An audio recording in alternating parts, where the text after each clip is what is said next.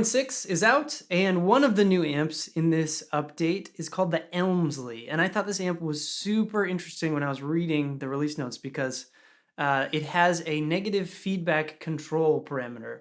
Now, as a regular Fractal user, I'm used to this control. I've played with it before, so from that perspective, I kind of know what it's going to do, but it depends on the rest of the amp. And so I was curious to play with this. And so I thought I'd throw together a preset, kind of show the extremes of what you can do with this negative feedback control and try to explain a little bit about what the heck it is. Now, if you are like, I probably was at first, you're like, what the heck is negative feedback? I'll try to give you a quick explanation from a guitar player's perspective. So negative feedback is something that an amp designer would put in to the power amp section of an amplifier. And the primary reason for having done so back in the day was in order to get the amp to be louder and to distort less. But it has a certain tonal characteristic to it on its own, and having more or less of it, having presence and depth controls that can kind of change those tonal characteristics becomes desirable. So, but kind of, you can think about it this way, the too long didn't read is more negative feedback gives you less distortion, but it also gives you sort of more mid-scoop sound, more bass and treble, more of kind of like a hi-fi sound. And we'll see those examples in the preset that I've dialed in for us. So I've got 3 snapshots on this. And the first one, let's just take a look at the amp here. The first one you can see I've slammed the negative feedback all the way down and slammed the drive all the way up. And the presence and depth you can ignore because when the negative feedback is all the way off, those aren't doing anything. There's no negative feedback, so those aren't controlling anything because they control their parameters of the negative feedback itself. So what we're getting is the tightest, gainiest version of this amp model that we can get, and that sounds something like this.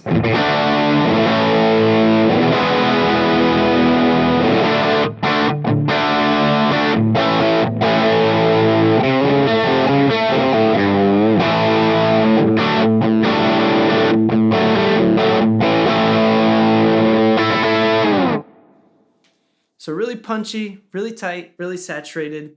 I've kind of scooped the EQ, I've scooped out some bass and treble just because that's what sounded most even to my ear, and it also works okay enough. I didn't want to change a whole bunch of parameters. I just wanted to change stuff that was mostly related to the negative feedback and the gain of the amp. So that's snapshot 1. That's no negative feedback. Here's kind of the opposite of that snapshot. This is all the negative feedback, and then we've got the presence all the way up, the depth all the way up, and I've backed the gain way off, so we're getting the most sort of clean we could get out of this amp, and probably go cleaner because the drive is at 2, there's more room there, but here's kind of what that sounds like. I'll go middle position here.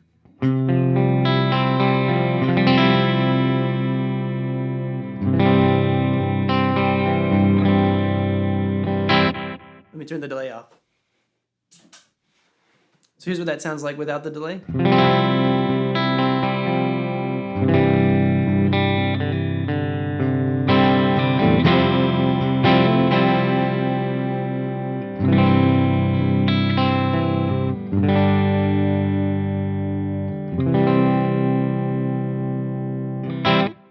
And that can get really funky. I've got kind of a coil split thing that I can do on this guitar. So if I go neck pickup and I split it, you can get some really jangly kind of stuff going on.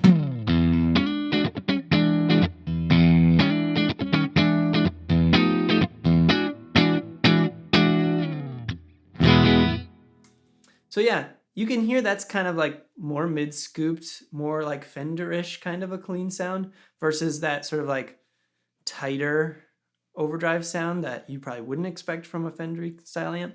I probably shouldn't be putting names to these things. But anyways, so that's snapshot 1, snapshot 2. Those are kind of polar opposites. You can hear more mid-scooped, more bass and treble, and so you can get that glassy clean and you can get that tight overdrive.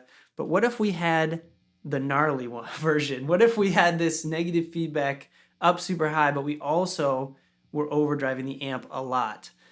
We're going to get that overdrive sound, but we're also going to get that mid scoop. We're going to get the bass improvement increase, and we're going to get the treble increase. And it really gets kind of hairy. So you can see I've actually dialed back the negative feedback on here because even though I was going for an extreme example, This was too extreme. And the presence control, I dialed way back for this one because, again, it was just too extreme. I wanted something that was on the edge of usable, but still extreme. So here's kind of what that sounds like. This is going to be a gainier, but kind of mid-scooped, hairy, gnarly kind of sound. Here we go.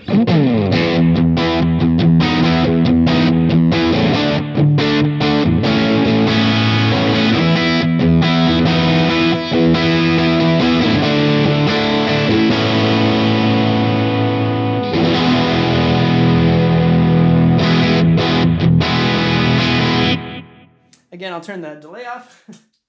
Here's what that sounds like without delay.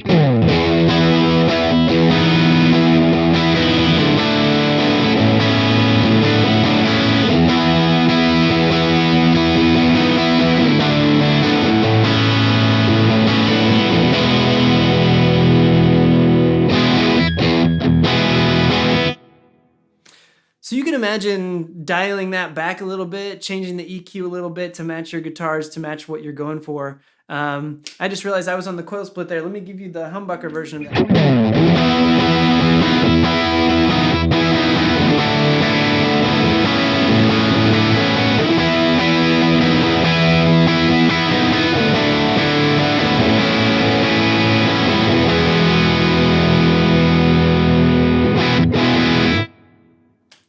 So yeah, negative feedback, that's basically all we've changed there was the negative feedback and the gain on those 3 different sounds.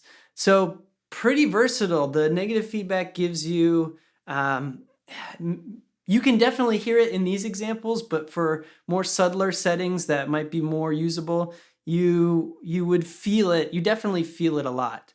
Regardless of how much you hear it. But anyways, this is a pretty cool amp model, pretty versatile. I like the models that are versatile because they can be more versatile than real amps. There are some real amps that have a negative feedback control, but it's pretty unusual.